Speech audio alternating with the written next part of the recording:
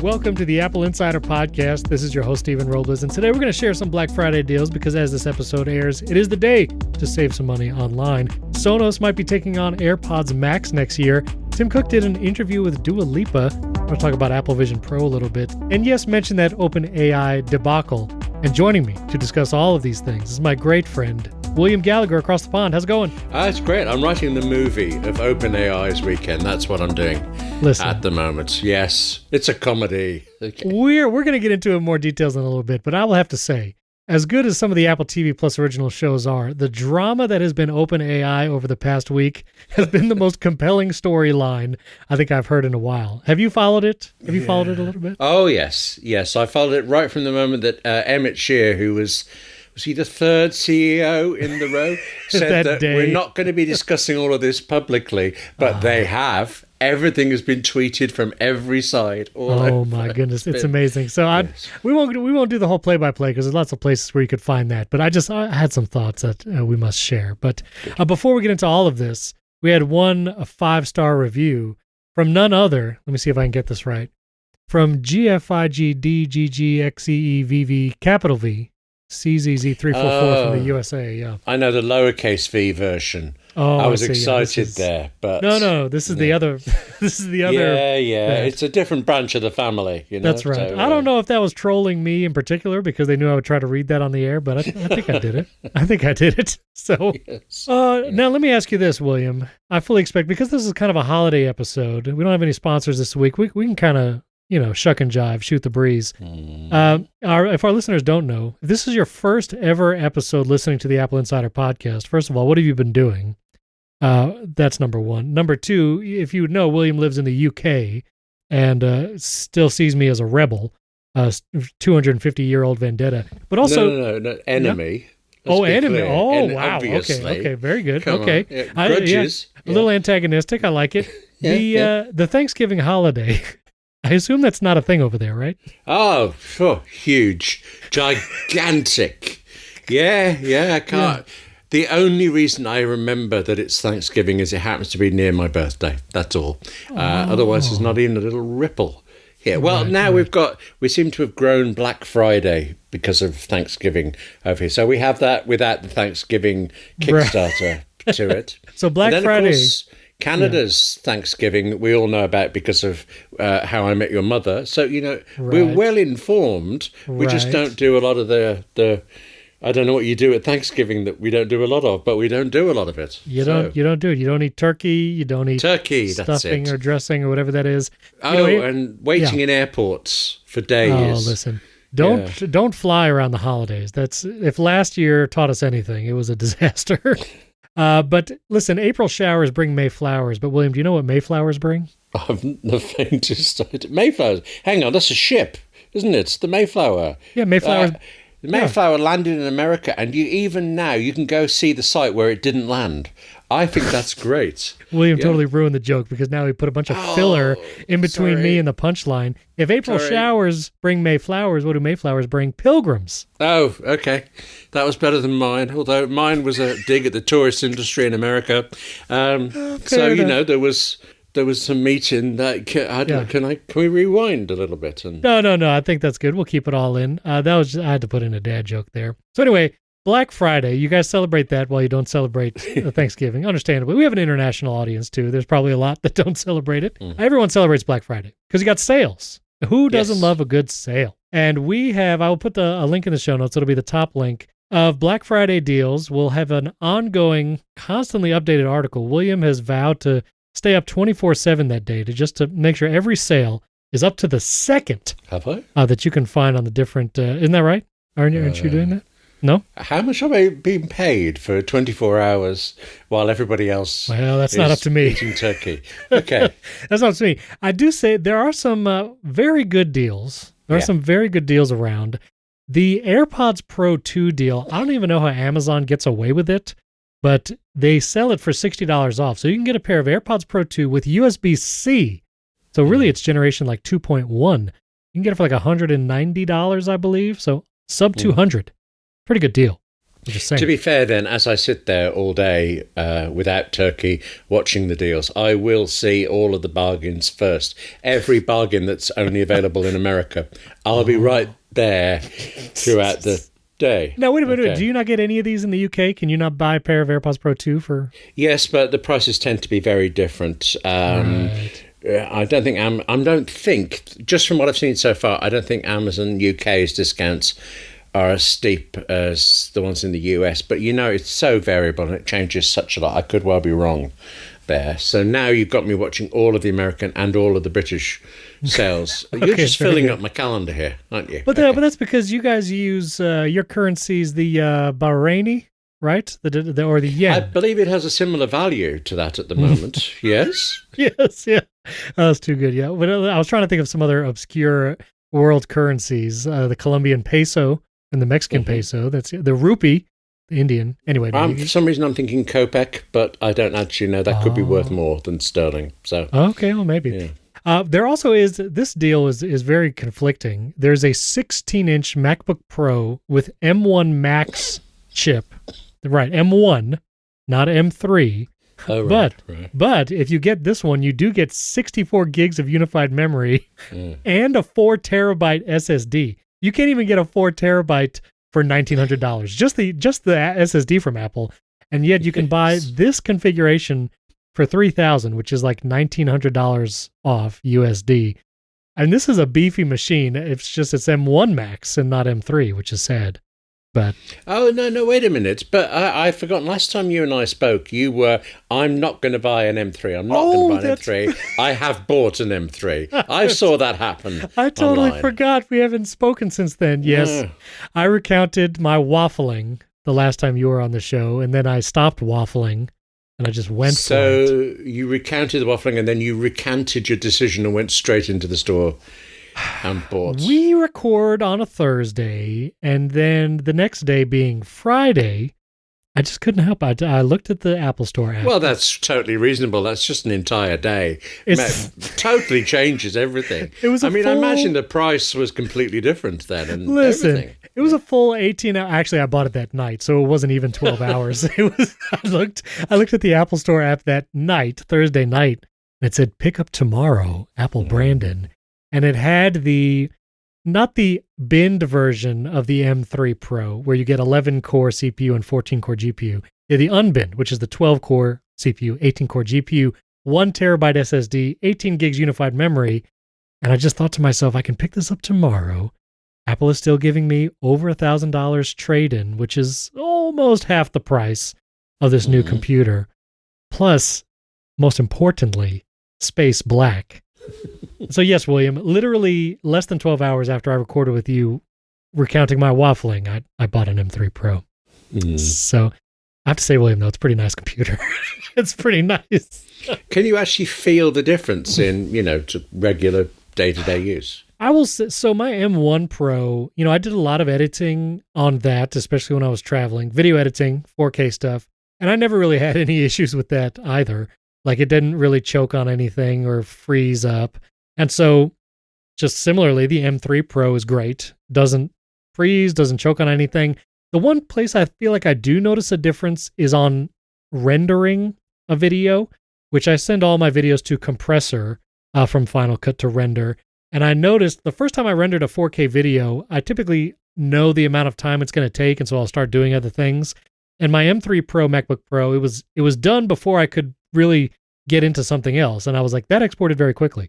And so I've done that a few times. And I do feel like I've not done the scientific side by side, but I feel like the exporting is much faster.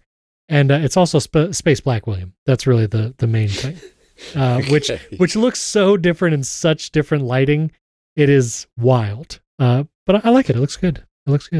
So anyway, yeah, sorry about that, William. I totally... that podcast was expired. I don't feel betrayed that you totally undermined our entire conversation and made it worthless. So, in fact, by the time anybody could hear it, it was already out of date. But that's true. It is true. That's news, isn't it? News moves quickly. News moves quickly, like with the case of OpenAI. But anyway, Black Friday deals. That link will be in the show notes. You can check it out there. Lots of great things there. So that's exciting. Also, Sonos smart speaker maker. This is reported on by Bloomberg. Mark Gurman said that Sonos is aiming to introduce its own high-end headphones and possibly a set-top box next year, 2024, likely looking at April for the headphones and late in the year for the set-top box. That these headphones would be over the ear and directly take on Apple's AirPods Max, probably in the $400 to $500 range. And I find this to be very curious. Apparently, it's been a long-standing rumor that Sonos would do over-the-ear headphones, which makes sense. They're an audio speaker company. I have many Sonos devices. I love them. They're great quality. They sound great. And I would hope, at least, that when Sonos releases these, they would have USB-C, which would immediately make me like it more than AirPods Max. What would the set-top box be? Honestly, I'm more interested in that because Andrew and I are actually going to talk about it on Monday's HomeKit Insider as well. But what would differentiate it? Because it feels kind of late in the game to come out with a new set-top box from a company that has never made one before. When you already have Apple TV, you have Roku, you have Amazon Fire Sticks, and every TV has every smart app you can have, And so they have to be doing something unique with the box to make it worthwhile. Integration with Sonos speakers seems a little moot because honestly, like a Sonos Beam and Arc soundbar already works great with the TV you have and any other devices you have connected to it. So I'm not sure what additional functionality that might bring. And unless there's some unique UI, maybe they're just going to blow us out of the water with their design and functionality. Maybe they'll have some partnerships like, I don't know, with Netflix or other streaming service providers that make the experience somehow better than or different than Apple TV. I'm not sure, but I'm very curious what they're going to do with it. I love my Apple TV though. You're a big Apple TV guy too, right? You use it all. Yes, very much so. Yeah, I like it. And the 17.2 update with the little like UI sidebar thing, I think that's going to be great. Yes. So I'm curious. I'm very curious, but I like Sonos as a hardware company. I feel like they make great hardware. It looks great, sounds great, all their speakers. And so I'm curious what kind of design the headphones will have and what those will look like. And also the kind of integration, if you wanted to use a Sonos headphones with an iPhone, you could probably do Bluetooth, which is pretty, what's a good word for like a simplistic way. I don't know. I feel like you would have a good word for this. It's the simple way to connect something is Bluetooth, but it doesn't have all like the high end, like audio fidelity or whatever, Right, rudimentary. Rudimentary, thank you. Yeah. I feel like maybe AirPlay, I don't know if they would do AirPlay to headphones, like if there would be some kind of, I don't know. I find it interesting. I want to see it, but would anything tempt you, William? Do you really use a lot of headphones, like when you're up and about? Well, I went on holiday a few months ago and I loved my AirPods Pro in it, first generation, and I haven't been able to find them since I've got back. I know the last place seen was in the house, so they're somewhere in the still unpacked luggage and things, and I am missing them terribly. But I'm not an audiophile. I do relish the sound when I notice it's nice, but I doubt that I'm in the market for Sonos. I'm not in the market for AirPods Max, for example. Do you, isn't it a great time to buy a new pair of AirPods Pro 2 on a Black Friday sale? I couldn't do it. Not knowing that they're within 10 meters of me at this moment. I couldn't. Did you try any Find My? Yes, but I didn't, for some reason, and who knows why, I didn't think about it until the batteries and everything were gone. Oh, yeah. So it's like, probably last seen. Well, it could have said Alaska, and then I would have just had to give up. It was at your home address, so I know. Also, about as helpful as saying Alaska, because it doesn't tell you anywhere in the Alaska would be better, wouldn't it? Because I could feel stupid, but then get over it and buy some. Now I can't get out of the stupid phase. So what's worse is if the last time it pinged the location was when you used it before you left, and maybe they're actually in Alaska, but Find My doesn't know. That would be thanks a bunch. Plot twist. Right. Plot twist. When you are sitting at your desk and you're looking at your 18-foot wide monitor doing your work, do you listen to things? It varies enormously. I used to listen all day to BBC Radio 4, and it was like it unconsciously go into me. So at the end of the day, when I choose to watch the news, I think, I know all of this. How do I know all of this? And then I kind of segued into music, particularly when Apple Music was around. And now it just seems to vary. Recently, Apple Music Classical, a bit. And what do you? Marla's Fifth in particular. Oh, that's a good one. Although, I mean, it's gorgeous, but it's incredibly depressing by the end. So It is a lower little and sad. lower. Yeah, and it's on loop. So What are you listening on then when you're at your desk there? I have sort of 2 original HomePods. Oh, that's sort right. of. That's right. Yeah. What do you mean, sort of? What does that mean? The pairing just can't always be bothered to work. And I know I should look into it. But it's like, all right. The one that's nearest to me seems to be doing all right. So that'll be okay. Have you? You could factory reset them or something. Try that. Do you know how to factory reset a HomePod? It's a very strange process. Yeah. Oh, okay. I thought I did. Now I don't remember thinking. Well, it was you gotta strange, but... you gotta unplug it from the wall, and then hold your finger on the top touch surface and plug it back into the wall. I don't know this then. No. And you keep your finger held on that touch surface until it circles red. And once you see the circling of red lights, then you're making this up, aren't you? You're going to say, and then you throw salt over your shoulder. That's where this is going. I am totally not making this up. I'm literally going to pull up the Apple support article and put it in the show. I remember resetting it with just, like a button on the phone. If you had the, like if it was still in the Home app, like you could go to the Home app and reset it. That's what I did. Yes. Yeah, you can do that. But if you want to do a factory reset, okay, like from the very beginning, you need to you unplug it, you unplug the power adapter, wait 10 seconds, and then plug it back in while holding the top part. And that's what singing the Star Spangled Banner or something. You sing "My Bonnie Lass," the pipes are calling you. Yes. I think that's... Star Spangled Banner would be Android, wouldn't it? That would make sense. Yeah. Okay. Exactly. So you should try to factory reset those things. See how it goes. I will, I think. Did you listen to the interview with Apple CEO Tim Cook and musician Dua Lipa? Would you believe I chucked it into whispered transcription and I scan read the transcription because it's 45 minutes. I was looking for one thing in particular. William, yeah? That is so on brand. Not only have you stopped watching things and just reading the script, you've stopped listening to things and you're just transcribing the audio so you don't have to listen. This is... Yeah. I'm waiting for the day to see the AI pin or whatever thing you can wear on you that would literally transcribe people talking to you in real time. That's what you need, William. Does that mean... You said, just say what you're going to say. I wouldn't have to listen to you. I could just read you later. Now, wait a minute. That's exactly right. You say, listen, I'm gonna do something. You say what you planned on saying to me, and I'll read the transcription in a minute, and I'll get back to you. I think that's how your interaction should go from now on. Okay, I'm not sure how I went down this line, but I was busy at the time, so it was a quick thing to do. Sure. Okay. No. I get it. That's great. But wait a minute. Well, hang on. Let's just back this up a bit. Did you watch the interview? Well, I didn't. I listened to it. There you go. I listened to it. You listened to the podcast for it. Oh, okay. Yeah, I listened to the podcast. Did you listen to all of it? I did. Because the podcast was put on YouTube. That's where I first saw it. Oh.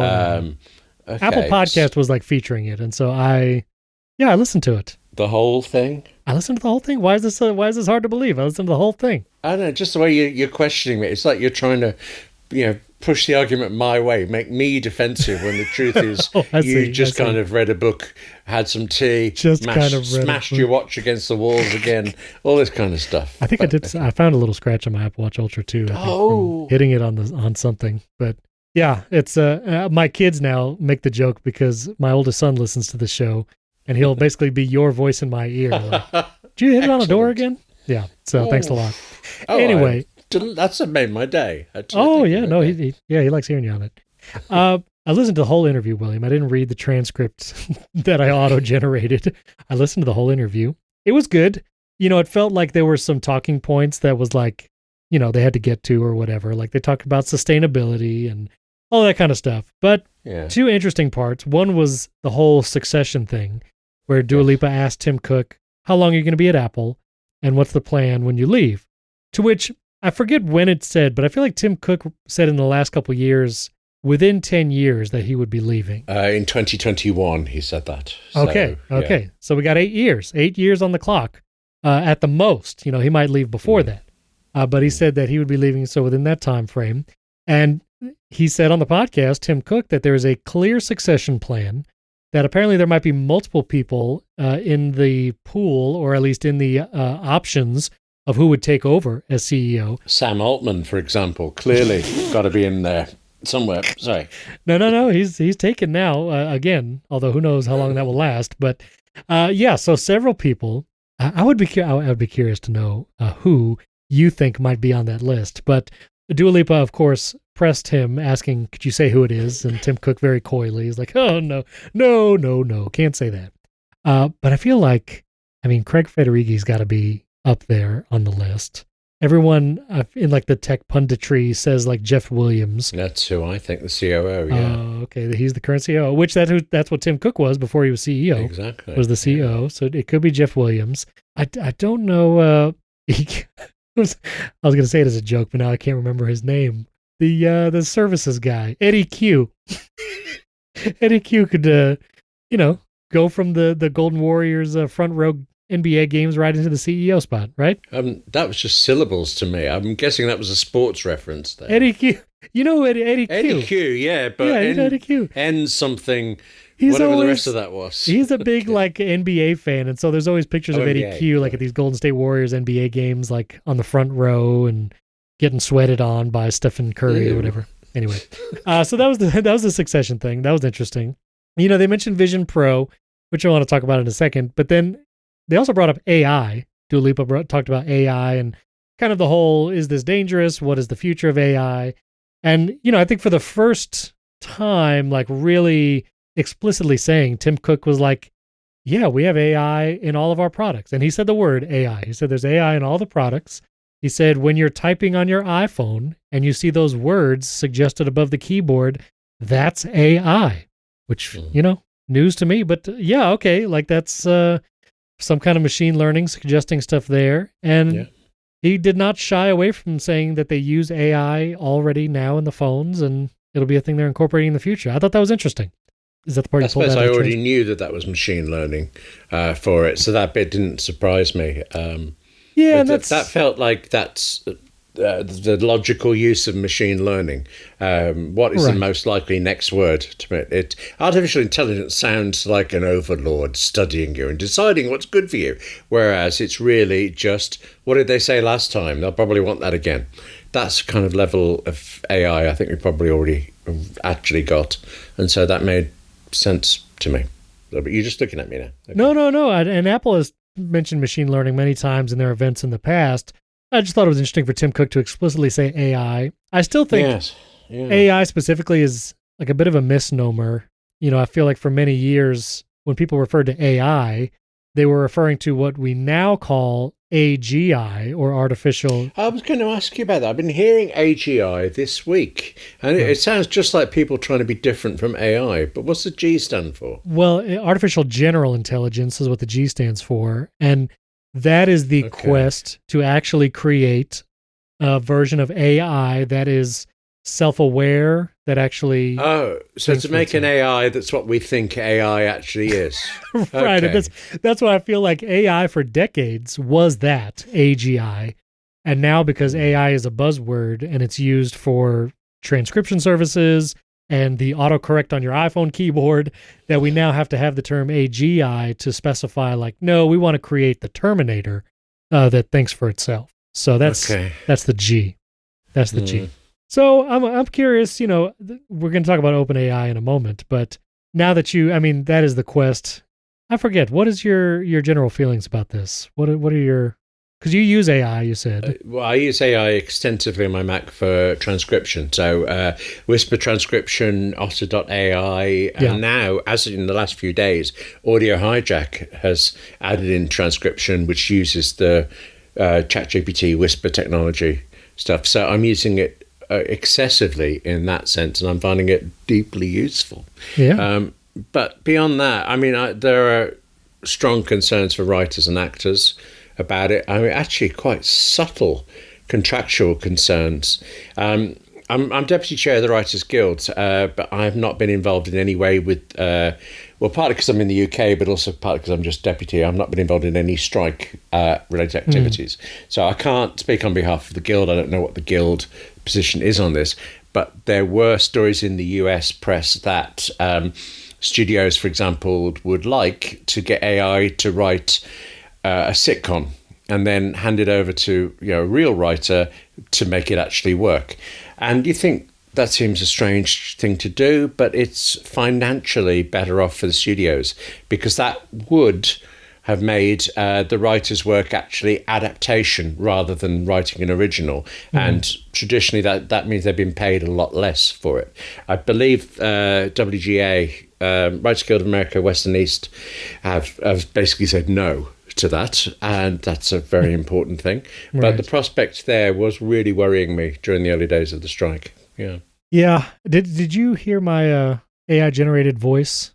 Yes. Did you hear that? Yeah, well, I heard someone's AI generated voice, and I think you said it was you.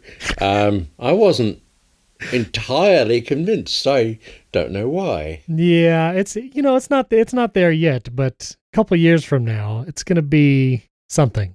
It's going to be something. So anyway, we'll talk about OpenAI again in a minute. But Tim Cook and Dua Lipa also talk about Vision Pro.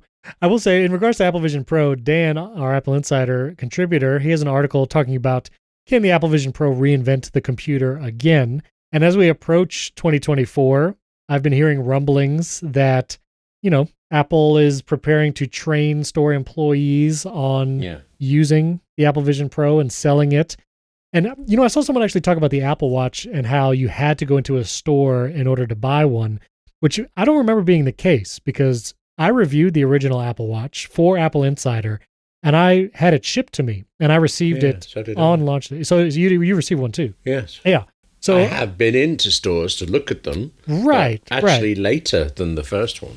Right. And I think if you wanted to buy one in the store, at the very beginning, I do think that there was kind of like you schedule an appointment, which now, if you want to buy anything at an Apple store, like as far as their hardware, accessories, you could just use the Apple Store app, scan it, and go. But if you want to buy a MacBook or an Apple Watch, it is better to make an appointment, and you actually do that in the Apple Store app, and it's like a shopping appointment or whatever. So I imagine they'll be doing that with the Apple Vision Pro. I'm curious, when it does become available, if you can buy it online at all. I mean, I have to imagine Apple would want to sell it to as many people as possible right away and would let you just buy it online. I am also very curious what the process will be like for eyeglasses prescriptions. I don't wear glasses, no, but that's said to be one of the reasons why there will have to be dedicated areas in stores for Vision Pro for people to make appointments and try them on. Right. And things like that. There was a patent recently, I can't remember if it was just an application or it was granted, that had probably the Vision Pro, maybe a later thing, with some sort of adjustable lens that you wouldn't need to fit in things. It would just arrange itself to your eyes, but at least not in the first version. Right. So, yeah, I'm curious, honestly, if there is going to be an online ordering option and get it shipped to you, and if it takes longer to get a prescription lens, I'm not doing it. I do wear glasses, but my prescription is pretty mild, and I'm like, yeah, it'll be fine. And I'll figure it out later. And also, if you wanted to share it, if and when I do get one, I imagine my kids would like to try it, who don't wear glasses. And I feel like, again, these are just questions that are unanswered. If you actually get it with an eye prescription built into the lenses, does that obfuscate the ability of others to kind of try it out and see? Yeah, I realize I don't know, and probably we should know this by now, but I have presumed that any lens changing is something that can be fitted in, because it just doesn't seem economic to manufacture them with different prescription stuff for it. Just to have a bit you can somehow slot in would make more sense, particularly, if they're trying to adjust to suit a buyer, give them different options for it. They can't have a pile of them with different sizes. It would seem logical to have an ability to fit things in, which would suggest you have the ability to take them out again if you want to share it with someone else. But wasn't there a story that there was some limitation on sharing? It was 2 users, something really early on. I seem to remember basically ignoring that because I'm never going to buy one at this price. I could be wrong. I don't. They're likely to be wrong, in fact. I don't know, but again, to your point, there's so many details. Kind of not. We just don't have them. No. And the users thing is interesting because even as I was saying, I would like for my kids to be able to try it out if I get one. If there is some kind of bioauthentication, Face ID built in, which it is looking at your eyes, inside the headset, will you be able to unlock it, say, from your iPhone with someone else wearing it. This way they can actually experience it and try it. And if you do, if you had a Meta Quest 2 or the older Oculus, it wouldn't necessarily be your phone and like Apple ID information synced to that device. You have, it's kind of a separate thing, your entertainment, your games or whatever. But if someone were wearing your Vision Pro and you get a text message or you get an email, I guess that user would just be able to see it. I mean, if it's unlocked and on your face, just like they would be able to open your mail application or open your Photos app and see all of your stuff like it would with your phone. Like they would just see all the stuff that would be on your phone. But even more maybe disconcerting, depending on who you are, you have no idea what they're looking at because it's in the headset. So you can't actually see, oh, did they just open my Photos app or are they looking at my messages? So now it's just now hitting me like some of those like use cases if you wanted to share this headset. Maybe there is a guest mode, like you're saying. Maybe I heard a story about that. I'm not sure. I'm conscious that there are... I've been aware of VR performances, particularly in museums around the UK, where a small number of people at a time can wear headsets and do whatever it is. And it was a big burden because people would get ill if they were under the headsets for too long, but also they had to factor in the time to get people out and the next people in. But in that case, the time was cleaning the headset before going on to the next one.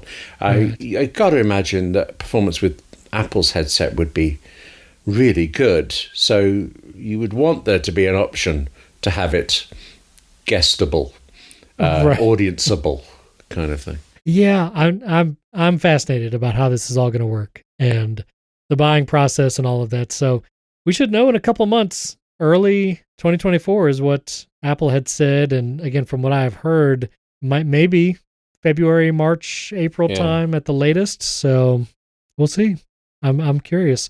Also, this was an interesting patent I wanted to talk about. Is the patents about making the display of an iPhone harder to see, or it would increase the opaque nature of a screen, so someone couldn't see you like putting in your passcode. And you had this article about these couple patents that were filed, but I think this is an interesting topic because Joanna Stern at the Wall Street Journal had the whole, if someone gets your iPhone passcode, they could basically reset your iCloud password and then you're locked out of your entire iCloud life. Yeah. And how that is kind of a big pain point, or it's a big security hole, quote unquote, per se, because those things are so tightly connected. And I actually got people that commented when I started really being a proponent of iCloud passwords. I would have people reach out and they'd be like, because I can't set a different password for my iCloud passwords, I'm not going to use this. Like people specifically want that second layer of authentication, maybe a different password for their iCloud passwords than their device, because of this very nature, that someone could reset their Apple ID password if they were to get the iPhone passcode. And then all the passwords are now in the hands of a nefarious actor. And, there are things that I do, which I'm curious, do you, what is your, I'm not going to ask what is your passcode, but do you use 6-digit, 4-digit, or alphanumeric passcode? 6-digit. I know someone whose job gives them an iPhone and requires an alphanumeric password, and it is ludicrously long. I don't know how it's just the patience, and they force it to change. I don't think it's monthly, but it's not much longer than monthly. So every now and again, if I'm aware of it, it's like there's this grumbling noise. Yeah, if I had to change my alphanumeric passcode, I go alphanumeric, but I don't change it very often, and it is, I don't know if I've changed it at all. How long is your alphanumeric password? I don't know. Is this too much information to give away? I mean, let's see. It's 1, 2, I'll say it's about 15 characters. 15 characters. Yeah. Okay. But, you're only putting it in every so often. Mostly it's Face ID. And, True. I have that on my iPad as well. I do the alphanumeric on the iPad as well, because also typing on that is even easier if you have a keyboard attached. But I will say, talking about someone getting your passcode over, I do think an alphanumeric passcode, even if you're only using numbers, or even if yours is not that long, just having the full keyboard as the input method for your device passcode is more secure than just having these huge round bubbles that highlight when you tap them. And I've just been at various events, and even sometimes it's standing in a coffee shop line, or I was at a baseball game a couple months ago, And I could literally see people putting in their passcode in rows ahead of me. And I'm like, okay, yeah, this is actually not that hard. Like this person Well, hang on, they're rows ahead of you. So you see the passcode, you've still got to get to them, steal the phone, escape from it, and then get in and find that basically they don't have anything set up there. Yeah, but I don't think, if you're going to do the crime, think it through to the end. You know? I'm not saying I'm going to do the crime. I'm just saying I could see how this is a security hole, because if we were working in tandem, I see the person's passcode, and then some guy pretends to be selling peanuts at the game, spills some nuts on the guy's shirt. You know, he gets up, frantically tries to clean himself. I don't know why I'm describing this entire. Listen, this did not happen. I just want to tell any law enforcement person. Exterior ball game day. Yes, okay. No, this did not happen. I'm not walking through or giving you a step-by-step on how to steal somebody's phone. But anyway, so I do alphanumeric for that reason alone, because I do feel like it's more discreet to use the full keyboard as opposed to the big 9 or 10 digit on the thing. But this particular patent I think is interesting because it seems like one of them is that the display could somehow built in, like this is not like one of the patents was like a film or something, right? You had written it about it. Was it like a screen cover or something? Yeah, it seems so old-fashioned, doesn't it? Slap a sheet over the screen and no one can see it. Right. Whereas the other one, was a lot subtler. It was the display actually doing something digitally. It's actually having the screens are made up of layers, and one of the layers could be a somehow polarizing one that presumably at your command, at your will, or at certain times will reduce. It's what they're doing is reducing the viewing angle so that it's only clear to the person who's supposed to be using it right in front of you, and presumably whoever's peeking over the top of your head, but not the person next to you, not the person ambling by. So polarization and field of view. Yes. Right. I think that's fascinating. I think it would be great. You know, I have seen people with those screen protectors that like black out the screen at an angle. And, you know, I get it. Maybe if you're in a workplace and I don't know, you can't trust the people around you or something. But I'm also like, I want to be able to see my own device screen at an angle.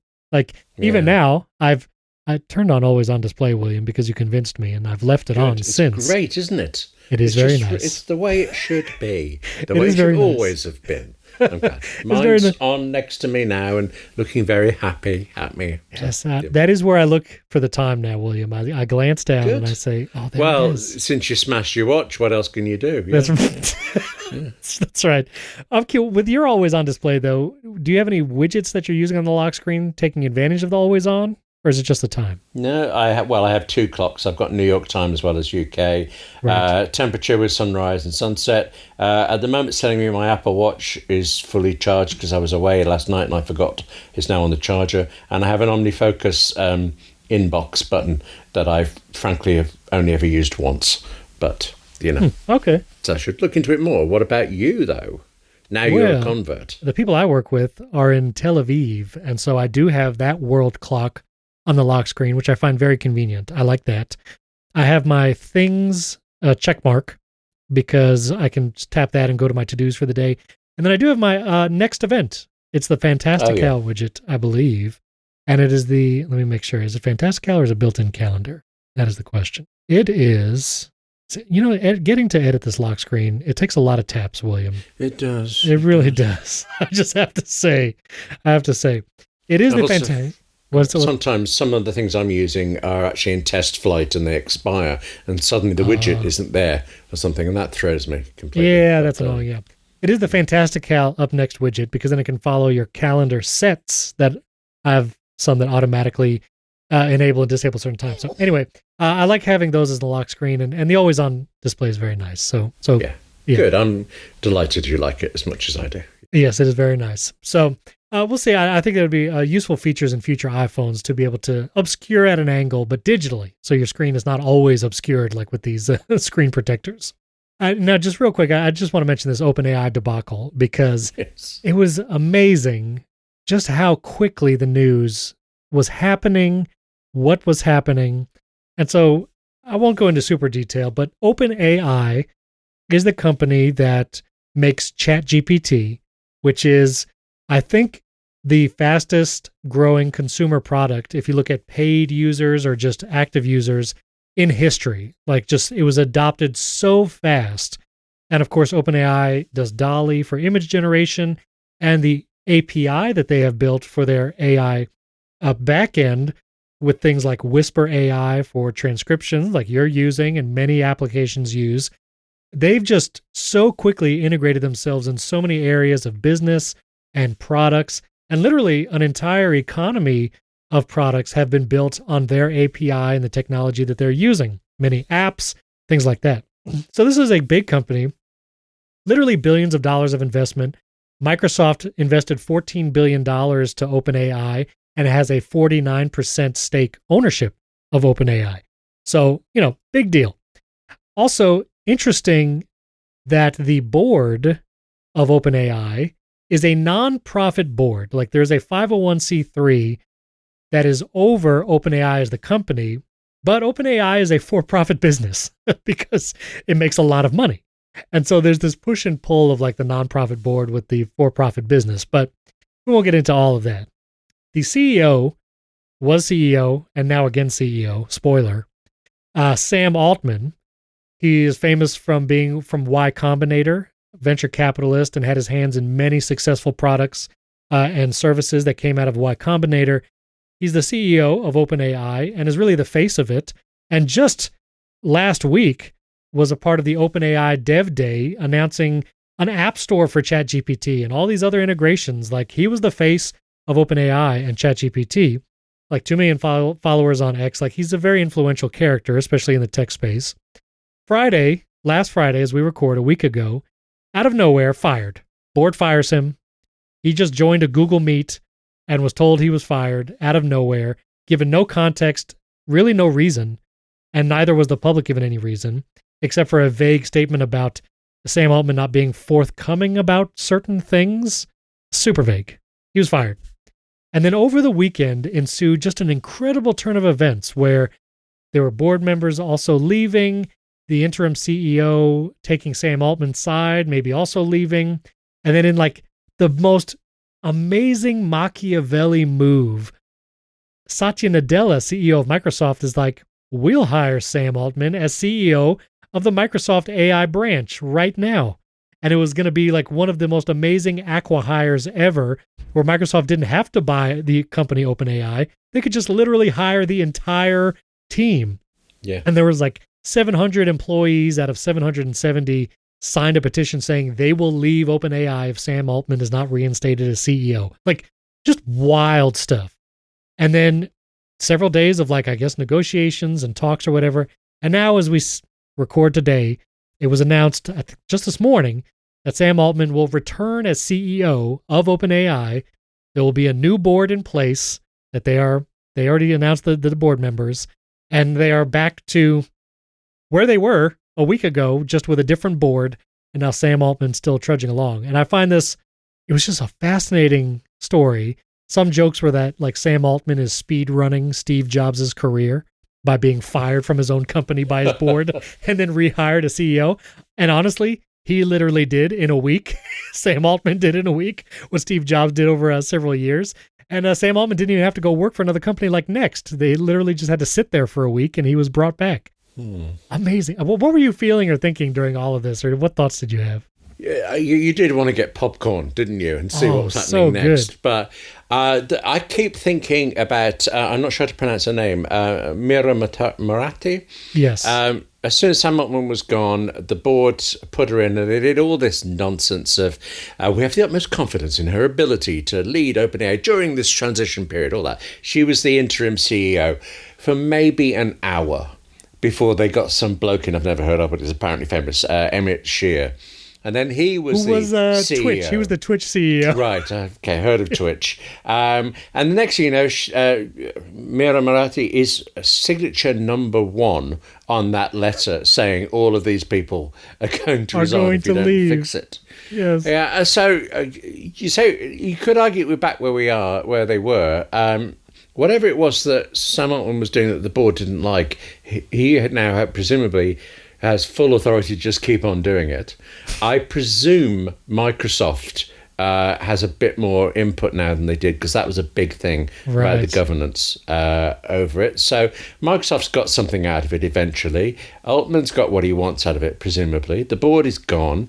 But what happens to Marathi? Is she just going to go back to whatever her job was before? And what about Shear? What about him? I noticed that Shear on Twitter has changed his bio to say ex-interim CEO. So good. So give him points for that. She hasn't actually said anything as far as I can tell, but she retweeted the announcement that Altman was back and gave it a kind of a heart emoji for it. So she's up for it. And obviously she was a signatory threatening to resign if it didn't happen. So she's got to be on board with what it is. But she just had, a nice career jump for an hour and is back to, I joke with the Machiavelli thing, but have you ever read The Prince, William? No, I haven't, but I know what you mean for it. I was looking to see who was being... I thought Microsoft was very clever in making this announcement before the stock markets opened. That was quite smart. Microsoft was 100% playing their stock like a yo-yo for 2 days. It's just wild. But, I joke, The Prince, which is a book written by the author Machiavelli, who was known as a political and leader. I'm not going to say it's positive, good leadership tips or whatever. Machiavelli was what, 1500s? Let me look at this up because I want to get it right. Machiavelli was 1469 to 1527. Yeah, I did all right. Niccolo Machiavelli. Years. Yeah, okay. And so he wrote the book The Prince, and in it he basically is instructing geopolitical leaders of the 15th and 16th centuries, how to make it out on top. Yeah, but hang on, think all of those leaders, what's happened to them now? Yeah. So, so as you're saying, Marathi, she took this job as interim CEO because the board appointed her. But I think it was a very Machiavelli move to turn around and be the top line on the signature to say, I'm signing this petition because if Sam Altman comes back, I want him to know that I supported him. And basically kind of played, I don't know her motivation, but basically she's probably going to go back to what she was doing. It depends when she did it. If she did it while still in post as interim CEO, that's one thing, and I think you're right. If she did it because she'd been kicked out, before she'd sat at her desk because of the Shear guy coming in, then that feels less Machiavellian, more vengeful. The thing is, I'd never heard of her before, and now here she is, somebody who could lead a company like OpenAI. I got to imagine she could be poached by another firm soon. And would she be really glad to go after all of this? I don't know. Well, and what's amazing, it seems like Microsoft was ready to hire 700 OpenAI employees overnight. Or they said they were. They said they were, but I feel like to get Sam Altman, they probably would have spent the money because Microsoft has it. But if Sam Altman didn't come to Microsoft, they probably wouldn't say all these job openings. Yes. But I find it fascinating because one, OpenAI is just an extremely influential company right now.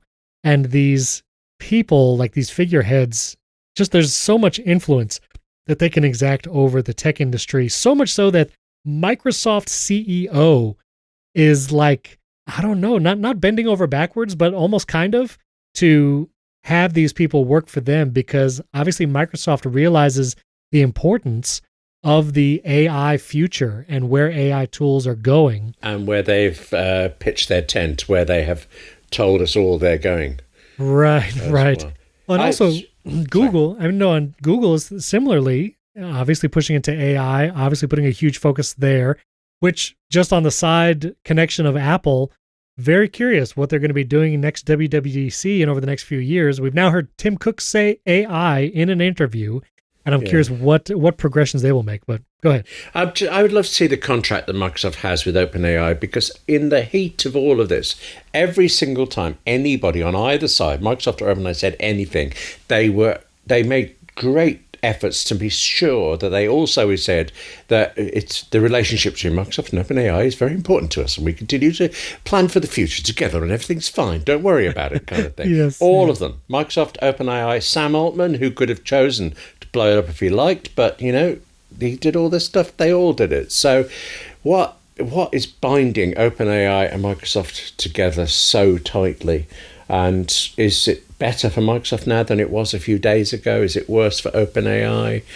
I don't know. There will be a book about this. Oh my goodness, I can't wait to read it. I'm hoping for a TV miniseries. I'm not sure who would play Sam Altman. Right, because you don't read books and things. You just wait for the TV version. No, wait a minute. No. Let's just throw the reverse back at you. I want to know from your UK perspective, what actor should play Sam Altman? I feel like if Willem Dafoe was a younger man, he should definitely play Sam Altman, but I'm not sure if he can do it now. See, the thing is, actually, I am available. So, let's just put that out there. William Gallagher as Sam Altman. Yeah, it could happen. OpenAI biopic. And it couldn't, but I think it's let's great. pretend it could. I know. Yes. I think that would be a great addition to your Wikipedia page. Let me tell you. Yes. So we did have an article on OpenAI, so I'll put that in the show notes. But before we go, we do have a somber moment that I need to share with you all, the Apple Insider audience. And I know this is kind of like a weird time, being like Black Friday, not a normal-ish episode outside the news cycle. But it is sad news for me that I am stepping away from the Apple Insider podcast and the HomeKit Insider podcast and from Apple Insider as a whole. I want everyone to know that, this is something that I've been thinking about for some time now. And I've mentioned it on the shows and on HomeKit Insider maybe more so. But a year and a half ago, I changed my full-time careers and started working from home and doing different things. And recently just been really investigating all the different irons in the fires that I have going on. And as I looked at, this show and time and all of that kind of stuff, I just felt like it was time to make the very, very hard decision to step away from doing the Apple Insider podcast and HomeKit Insider. And it is, again, 100% my decision and something that I approach them about. And I want all listeners to know there's nothing to do with anyone there or not being happy with the show or anything like that. I've absolutely loved hosting this show, producing it. It's been 4 years since I came back in 2020, and I had the opportunity to start it in 2015 and then left for some time. So gracious, so grateful for the Apple Insider team, Jeff, Mike, and of course you and Wes, for allowing me to come back and do this, for being a part of the show for these last 4 years, and for the many listeners and just the wonderful experience it has been to do it. And I love this show. And William, I so appreciate you being on the show with me for hundreds of episodes. It's been a joy to talk to you and to do this show. And again, it's sad. And it's, again, extremely hard decision and not something that I came to lightly. And I know it's kind of a shock because, no one sees these kinds of things coming, but wanted to mention it on this episode because I will be here for one more. I'm going to do an episode next week with William and Wes, the trio together. Maybe for the first time, we'll do that. And, I still exist in real life. I will be around on social media and such. And of course, there's places you could find me. And I will still be talking about Apple stuff in various places. And maybe I'll even come back in the future as a guest. I would love that. And that's something Apple Insider has said that, they would love to have me in the future to come back as guest. But that is the news. And it's very somber, really. It's really tough. But William, thank you personally just for being awesome, being an awesome co-host. I've so enjoyed our hours of conversation together. And I love doing the show with you. Well, thank you. And I want to say the same thing back, but first I've just got to know, are you going to Microsoft? I am now the CEO of OpenAI. No, I'm not going anywhere. And, this is very inside baseball, but Apple Insider podcast and HomeKit Insider has always been a side thing that I do. I don't really write for Apple Insider. I'm not full-time staff there. And so my full-time job is actually making videos for Riverside, which is what we used to record the show. And that is where I transitioned to a little over a year ago. And so that is my full-time job in addition to other side gigs and something I've done on the side, a passion project, which is why I've gotten to love doing it because it's, been a side thing. But yeah. Well, it's going to be very strange without you. We'll miss you, William, for sure. And I'll bother you on social media and still troll you about not watching Ted Lasso. Oh. And, do you know that was the one good part of all of this? I thought that bit was over. Didn't want to say it. Was quietly giggling, but no, it's all out now. Fine. I'll still bother you. And again, if listeners, I'm course, going to be around doing things, and you can follow me on social media and still continue to listen, because William is going to be a wonderful staple to this podcast, and I do wonderful things with it. Yeah. Actually, I'm hoping to get Mira Marathi to present it, to take over from you. Be careful. She might sign a letter. Yeah, okay. But we'll do one more. I'm going to be on one more next week, and so I'm bracing myself for the deluge of messages, and I appreciate it. Anyone who sends those kinds of things. Well, we'll see each other one more week, and we'll say a final goodbye then. But thanks again, William. This has been Of course, none of this is true. No, You'll be back in 2 weeks' time. You know how it works in this business. You leave on Friday, you come back on Monday, everything's the same. That's how it's going to be. Counting on this, don't let me down. Okay. All right? Okay. I'll do my best. I can't say I'm going to repeat the Sam Altman speed run of Steve Jobs' career, but no, for real. Thank you all. Thanks to the audience. I'll see you one more next week. And of course, reach out to William. All his handles are in the show notes as well. I never got a Wikipedia page after all this, which is still very disheartening, but that's okay. Some people tried, and I appreciate it. Oh, really? That's great. Right. Yes, I've tried and failed because I'm not famous enough. No, it's okay. There's some kind of Wikipedia like red tape or whatever. So, but that's okay. I take solace in knowing that I'm 1 degree away from a Wikipedia page because I know William Gallagher personally. And so continue to support the show. Patreon.com/AppleInsider, directly in Apple Podcasts. The show will go on, and I look forward to listening to future episodes and hearing from the great people at Apple Insider. And so, thanks again. We'll catch you next week. Thanks for listening.